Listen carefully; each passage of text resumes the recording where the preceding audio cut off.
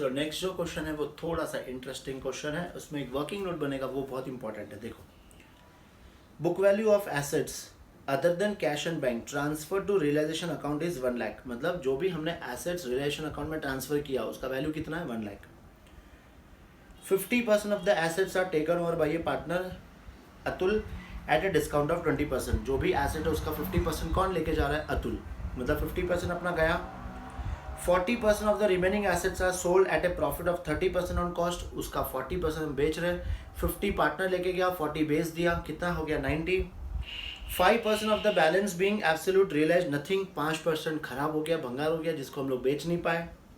And remaining assets are handed over to the creditor in full settlement of his claim. और remaining जो asset बच गया 5%, वो हम किसको दे रहे हैं, क्रेडिटर्स को दे रहे हैं। ठीक है, अब तुम्हें समझ में आ गया एंट्री कौन सी पास करनी, खाली जो पार्टनर लेके गया वो और जो हमने अपने एसेट बेचा वो। थर्ड जो पार्ट था, एसेट से कुछ रियलाइज हुआ ही नहीं तो भूल जाओ, नहीं निकला तो। और फोर्थ जो पार्ट था जो क्रेडिटर्स लेके जा रहा है अगेन, वो भी हम लोग रिकॉर्ड नहीं करते हैं। चलो इसका वर्किंग नोट हम लोग बनाएंगे पहले। एसेट्स की वैल्यू कितनी है, 1 लाख। ना इसका 50% पार्ट कौन लेकर जा रहा है, 50% पार्ट लेकर जा रहा है एक पार्टनर अतुल। ना इसका 50% पार्ट कितना आएगा, 50,000। वो कितने में लेके जा रहा है, एट ए डिस्काउंट ऑफ 20%। तो इसमें से हम लोग 20% डिस्काउंट माइनस कर देंगे। 20% कितना आएगा, 10,000। तो वो लेकर कितने में गया, 40,000। अब बताओ इसकी क्या एंट्री पास करेंगे हम लोग। एसेट कौन लेके जा रहा है, अतुल। तो हम लोग क्या लिखेंगे, Atul's capital account debit to realisation account. और ये अमाउंट कितना आ जाएगा, 40,000 एंड 40,000। ठीक है, ये तो गई फर्स्ट एंट्री। इसका जो 40% वाला जो अमाउंट है, इसका 40% कितना आएगा, सबसे पहले वो हमने क्या कर दिया है, सेल कर दिया है। इसका 40% अमाउंट कितना आएगा, 40,000। कितने में बेचा हम लोग ने, एट प्रॉफिट ऑफ 30%। तो इसका जो 30% हमने प्रॉफिट में बेच दिया, 30% कितना आएगा, 12,000। मतलब हम लोग ने सेल कितने में किया है, 52,000 में। तो इसकी क्या एंट्री आएगी, हमने बेच दिया है मार्केट में, तो bank account debit to realisation account. और ये अमाउंट कितना आएगा, 52,000। करेक्ट। फिर जो 5% जो एसेट है वो क्या हो गया है, भंगार हो गया है। 5% हम लोग क्या हो गया है, एब्सोल्यूट हो गया है। और बाकी का ठीक है, देखो 5%। अब 5% किसका लेंगे, इसका। तो 5% कितना आ जाएगा, 5,000। इसकी हमें कोई एंट्री पास नहीं करनी है। और बैलेंस जो 5% है वो कौन लेकर जा रहा है, क्रेडिटर्स। एक क्रेडिटर्स अगर एसेट लेके जाएगा तो इसकी भी हमें कोई एंट्री पास नहीं करनी है। तो एंट्री कितनी आएगी, सिर्फ ये 2। चलो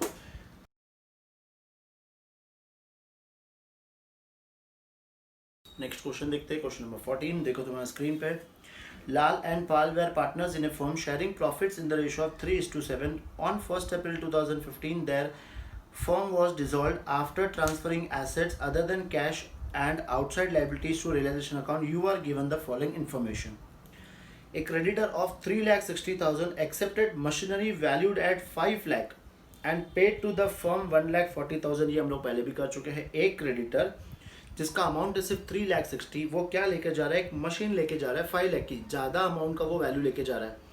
तो बाकी का अमाउंट वो क्या कर रहा है, फर्म को पे कर रहा है। तो फर्म के पास क्या आया, पैसा आया। तो क्या एंट्री पास करेंगे, cash account debit to realisation account. Cash में हम लोग क्या लिखेंगे, बैंक अकाउंट। तो अपनी जो फर्स्ट एंट्री आएगी वो क्या आएगी, bank account debit to realisation account. Correct है, ये हम लोग ने पहले भी किया है। ये 1,40,000। नेक्स्ट देखो, A second creditor of 50,000 accepted stock at 45,000 in full settlement of his claim। तो एक क्रेडिटर स्टॉक लेके जा रहा है एक एसेट लेके जा रहा है, तो ये हम लोग बुक्स में रिकॉर्ड नहीं करते हैं। Third, A third creditor amounting to 90,000 accepted 45,000 in cash and investment worth 43,000 in full settlement of his claim। तो एक क्रेडिटर कैश भी दे रहे हैं हम लोग उसको और इन्वेस्टमेंट भी दे रहे हैं। तो जो इन्वेस्टमेंट दिया उसकी तो एंट्री नहीं आएगी, और जितना हमने कैश पे किया है वो हम लोग एंट्री पास करेंगे। तो 45,000। सेकंड की तो आ जाएगी नो एंट्री। और थर्ड वाले को हम पे कर रहे हैं, तो realisation account debit to bank account, और हम लोग ने कैश उसको कितना पे करा है, कैश पे किया है 45,000, तो ये अमाउंट कितना आ जाएगा 45,000, ठीक है। नेक्स्ट है देखो, loss on dissolution was 15,000, loss on dissolution 15,000। सबसे पहले लॉस आता कहाँ पे वो समझना पड़ेगा। ये आता है हमारे रियलाइजेशन अकाउंट के क्रेडिट साइड में, मतलब कौन सा क्या अकाउंट के क्रेडिट साइड में, रियलाइजेशन अकाउंट के क्रेडिट साइड में। तो रियलाइजेशन अकाउंट को तो करेंगे क्रेडिट, तो डेबिट किसे करेंगे, पार्टनर्स। कौन कौन पार्टनर्स है इसमें, लाल और पाल। तो Lal's capital account debit, Pal's capital account debit to realisation account. और लॉस कितना दिया हुआ है हमें 15,000, और इस बार इनका रेशो दिया हुआ है 3:7। तो ये 15,000 को हम लोग क्या करेंगे 3:7 में डिवाइड करेंगे, तो 10 3 3 आएगा तो 4500, और बैलेंस बचेगा 10,500। करेक्ट, लिख लो फटाफट।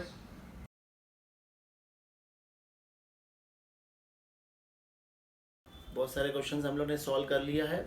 अब हम सिर्फ क्या करेंगे, डिस्कस एंट्रीज तुम लोग को पास करनी है। करेक्ट, क्वेश्चन नंबर 15 देखो, pass and entries for the following transaction on the dissolution of the firm of P and Q after assets other than cash and outside liabilities have been transferred to realisation account. First है A, stock ₹2 lakh, question में stock दिया है 2 lakh. P took over 50% of the stock at a discount of 10%, तो stock का पहले 50% कर देंगे 1 लाख, और 1 लाख का भी वो कितने में लेके जा रहा है 10% कम में। तो एंट्री क्या आएगी, स्टॉक कौन लेके जा रहा है, P, तो हम लोग किसको डेबिट करेंगे, P's capital account debit to realisation account. Remaining stock was sold at a profit of 25%, जो बाकी का जो 1 लाख का स्टॉक बच गया उसको हम लोग ने 30% प्रॉफिट पे बेच दिया। उसकी क्या एंट्री पास करेंगे, bank account debit to realisation account, और अमाउंट प्लस करके लिख देंगे। ये तुम लोग करोगे।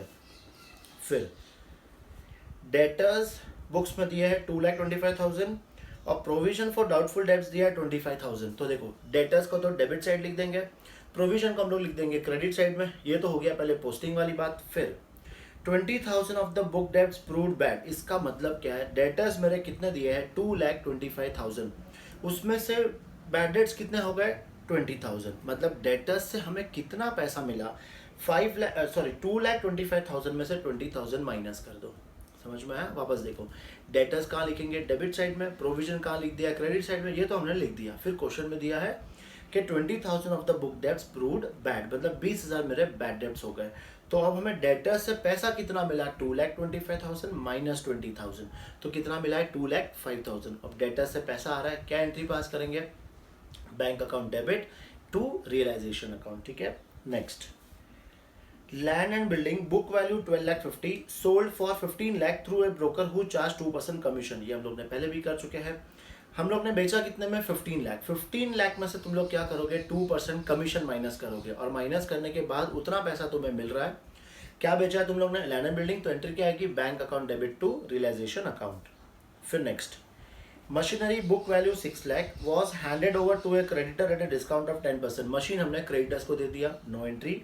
Next, investment book value 60,000 realised at 125%, मतलब हम लोग ने ज़्यादा में बेच दिया, तो 60,000 का 125% करेंगे, उतने में हम लोग ने किसको बेचा, इन्वेस्टमेंट को। तो एंट्री क्या पास करेंगे, bank account debit to realisation account, ठीक है। Next, goodwill of 75,000 and prepaid fire insurance of 10,000, अब आगे कुछ हमें दिया ही नहीं है, करेक्ट है। तो अब ये हम लोग ने क्या किया, गुडविल और प्रीपेड इंश्योरेंस 10,000, तो यही एज्यूम करेंगे कि इसको भी हमने बेच के हमारा पैसा आ गया है। तो क्या एंट्री पास करेंगे, bank account debit to realisation account, दोनों का अमाउंट प्लस करके लिख देना।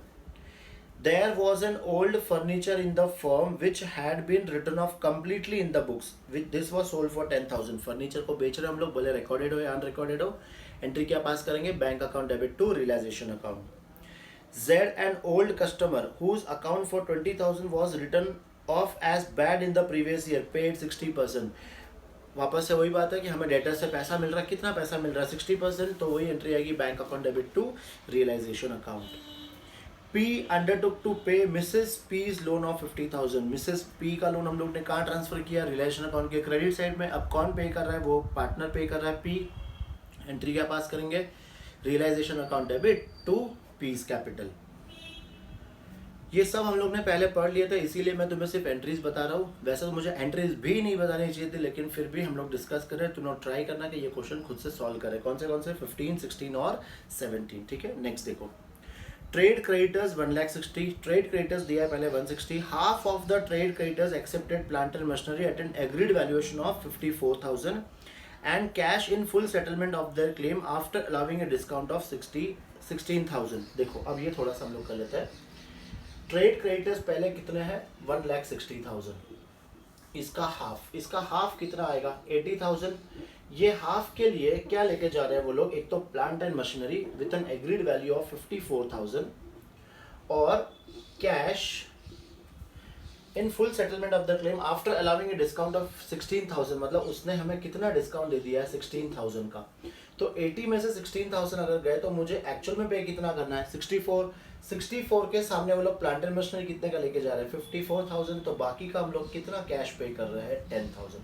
तो इसकी तो हम लोग कोई एंट्री नहीं पास करते, सिर्फ इसी की एंट्री पास करेंगे। इसकी एंट्री क्या आएगी? Realisation account debit to cash account. ठीक है, ये एंट्री पास करना। फिर रिमेनिंग ट्रेड क्रेडिटर्स, अब रिमेनिंग ट्रेड क्रेडिटर्स कितने बचेंगे? 80, क्योंकि 50% यहाँ था तो 50% भी यहाँ पे।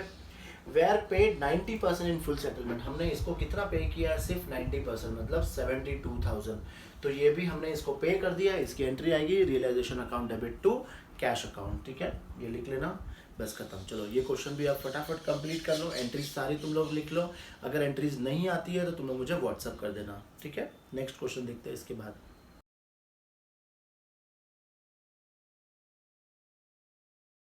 नेक्स्ट क्वेश्चन देखते हैं, क्वेश्चन नंबर 16। अगेन मैं तुम्हें सिर्फ एडजस्टमेंट समझा दूंगा।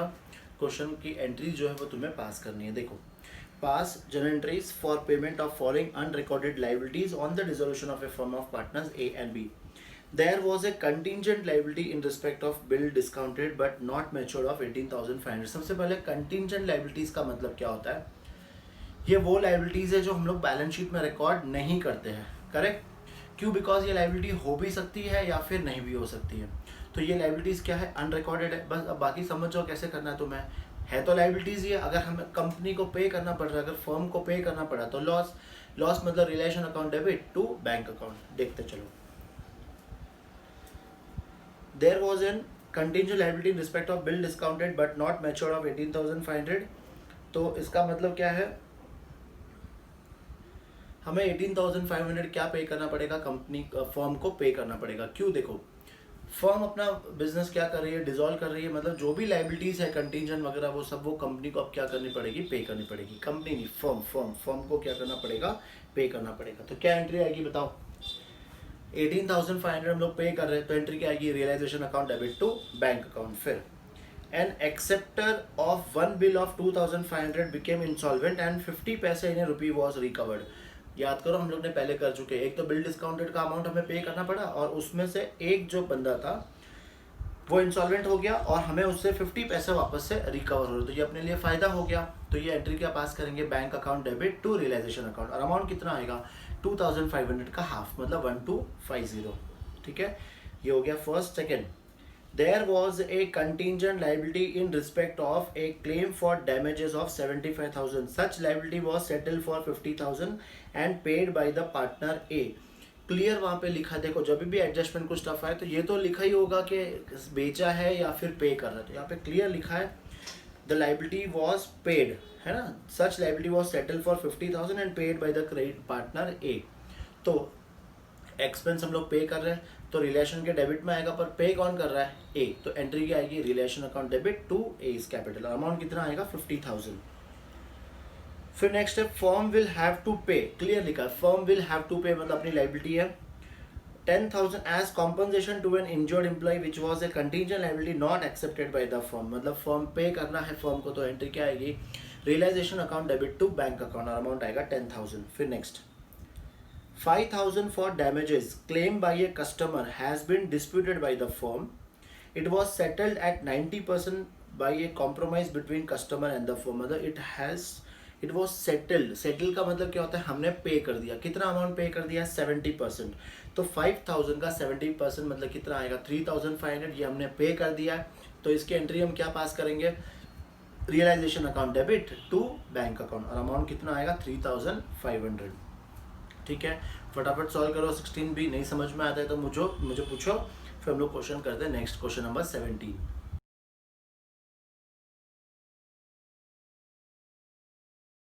क्वेश्चन नंबर 17 देखते हैं। 5 एंट्रीज। फर्स्ट, धर्म ए partner was appointed to look after the process of dissolution at a remuneration of 12,000 and he had to bear the dissolution expenses। तो हमारा खर्चा कौन सा है जो हमें उसको रेम्यूनरेशन पे करना है।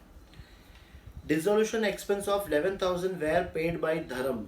धर्म को ही बियर करना था और धर्म नहीं पे कर दिया, तो हमें डिसोल्यूशन एक्सपेंस से कोई ले देना नहीं है। हमें सिर्फ कौन सी एंट्री पास करनी है, रेम्यूनरेशन वाली। अभी हम लोग बहुत बार कर चुके हैं, फिर भी बता देता हूँ। एंट्री क्या आएगी, realisation account debit to bank account. ठीक है, सेकेंड देखो, Jay a partner was appointed to look after the process of dissolution and was allowed a remuneration of 15,000। Again हमें कौन सी एंट्री पास करनी है, रेम्यूनरेशन वाली। Jay agreed to bear the dissolution expenses. Again dissolution expense कौन bear करेगा, Jay. Actual dissolution expense 16,000 were paid by Vijay another partner on behalf of Jay. समझ में आया, मतलब देखो पे किसको करना था, जय को, लेकिन पे किसने किया, विजय ने। तो अब हमें क्या करना है, इन दोनों के अकाउंट में आपस में सेटल करना है। तो ये लेना किससे, हमें जय से लेना है, तो हमें किसको डेबिट करना पड़ेगा, जय कैपिटल को डेबिट करना है, और किसको देना है, विजय को। तो एंट्री क्या आएगी, Jaya's capital account debit to Vijay's capital account. ठीक है, रियलाइजेशन कुछ भी बीच में नहीं आएगा, बिकॉज डिसोल्यूशन एक्सपेंस पे किसको करना था, एक पार्टनर को, लेकिन पे किसने कर दिया, दूसरे पार्टनर ने कर दिया।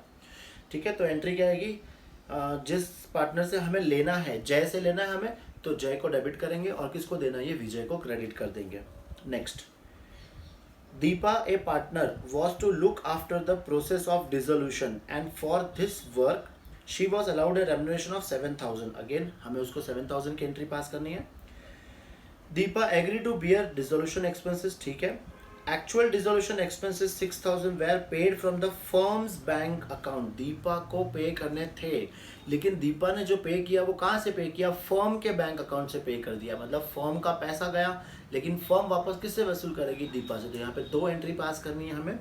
फर्स्ट एंट्री आएगी पहले कौन सी, रेम्यूनरेशन वाली एंट्री, वो तुम्हें आती है, realisation account debit to bank account. और फिर हमें दीपा से वो पैसा लेना, तो Deepa's capital account debit to bank account. ठीक है, next, Dev A partner agreed to do the work of dissolution for 7,500। मतलब देव को हमें सिंपल क्या पे करना है, 7,500। He took away stock of the same amount as his commission. The stock had already been transferred to relation account। देखना समझना बहुत इंपॉर्टेंट है। देव को हमें पे करना है 7,500, करेक्ट, और वो उसके बदले में क्या लेके जा रहा है, स्टॉक।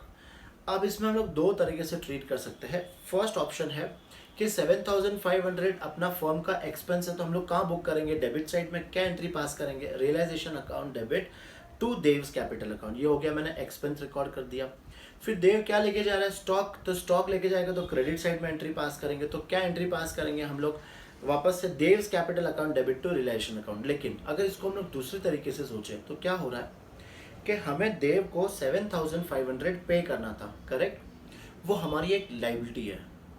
देव को पे करना मतलब वो हमारी एक लाइबिलिटी है, और एक लाइबिलिटी क्या लेके जा रहा है, स्टॉक लेके जा रहा है। तो मैंने क्या सिखाया था, अगर लाइबिलिटी कोई स्टॉक लेके जाता है तो इसकी एंट्री हम लोग बुक्स में रिकॉर्ड नहीं करते हैं। ठीक है, तो हम लोग इसकी एंट्री बुक्स में रिकॉर्ड नहीं करेंगे, करेक्ट। नेक्स्ट देखो, Jeev A partner agreed to do the work of dissolution for which he was allowed a commission of 10,000। तो अगेन 10,000 की एंट्री हमें पास करनी है।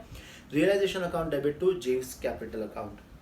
He agreed to bear the dissolution expenses। अच्छी बात है। Actual dissolution expenses paid by Jeev were 12,000। These expenses were paid by Jeev by drawing cash from the firm। उसने वो एक्सपेंस कहाँ से कर दिए, फर्म से कर दिए। मतलब फर्म का पैसा गया, तो फर्म ये पैसा किससे वसूल करेगा, जीव से। ये आता है तुम्हें करना खुद से।